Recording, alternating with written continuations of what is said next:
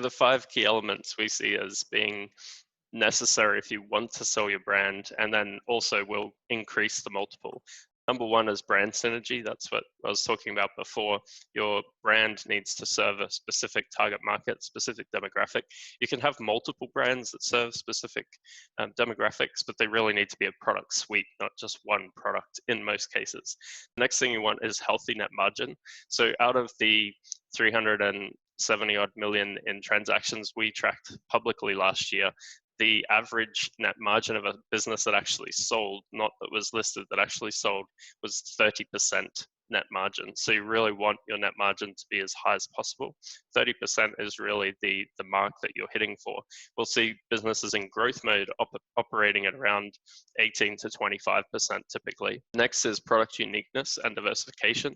So the product itself needs to be different and a little bit harder to source. So if a buyer can just look at the product and then go source it on Alibaba with no alterations, that's not really defensible.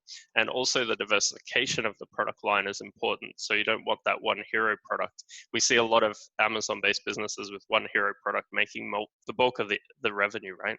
That's not as attractive to a buyer. And then the next is the size of the business. So the bigger the business is, everything else being equal, the higher the multiple will become. So what we're looking for right now, or when we start thinking about selling, you really want to be at minimum at 1 million in revenue and growing. That's really the basic level for a brand to matter. It means that you've got some cut through on the market.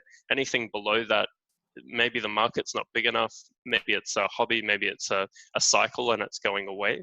So that's what we've seen. And then the last thing is year-over-year growth trends. So a buyer will always want to see what's the trend of the business year over year, not just month over month. So typically with that growth trend, we see the ideal time to sell a brand that's selling by Amazon is typically 3 to 4 years.